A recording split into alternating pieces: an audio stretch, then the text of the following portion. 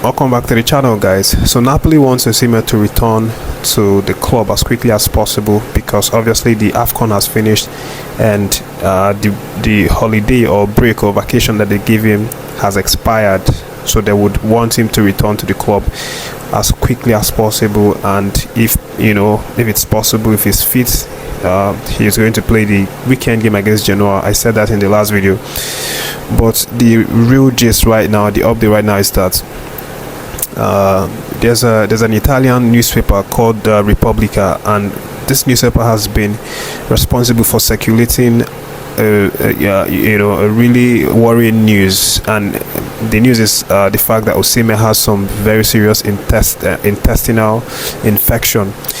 I'm sure you recall, guys, before we played that South African game, Osimhen was a huge doubt, and obviously we talked about it on this channel and I made a video about it. When Osimhen had some sort of issue with his stomach, then it was called abdominal infection. They said it was an abdominal infection, and it was very severe because Osimhen almost didn't play that South African game. But he later traveled to meet with the guys in Buake after all the guys had traveled. So he came the next day, which was the eve to that South African match. So, but in Napoli right now, they have this idea that Osimhen is really sick and he has a much more severe illness, possibly a virus. And though they want him back, but they still want to, put him under some sort of medical checkups and tests and all of that to be sure that they completely treat him of all of those viruses that he contacted before they integrate him into the squad and start the preparation for the Genoa game.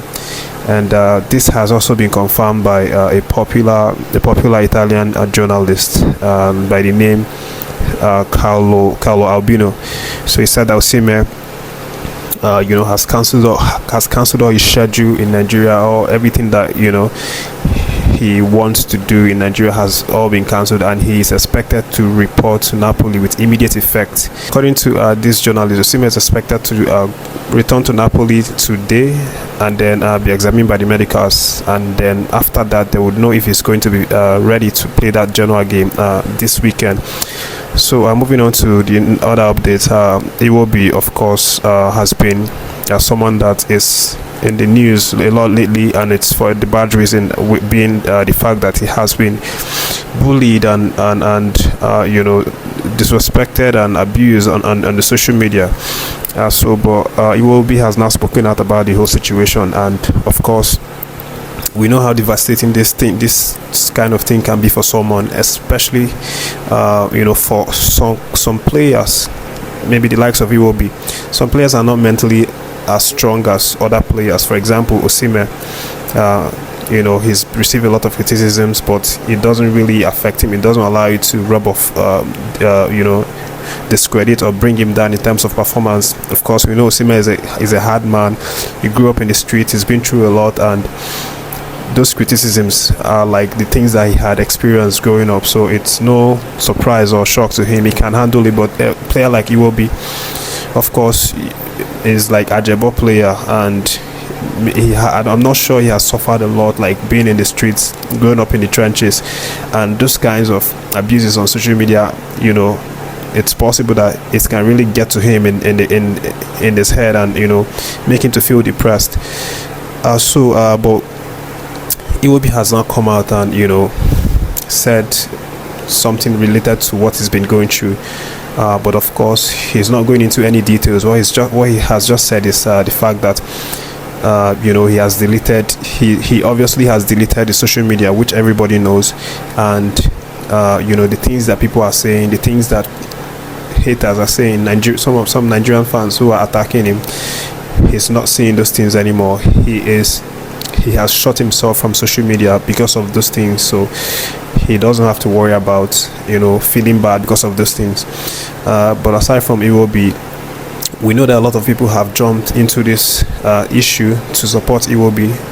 We've said that in the previous video. His teammates, Osimhen, Ekong, everybody, Lukman and Mufi, the rest, backed Iwobi, and try to make him feel better, and of course also talking to Nigerians to, to be considerate and to know that Iwobi is also a human who can make mistakes just like anyone else.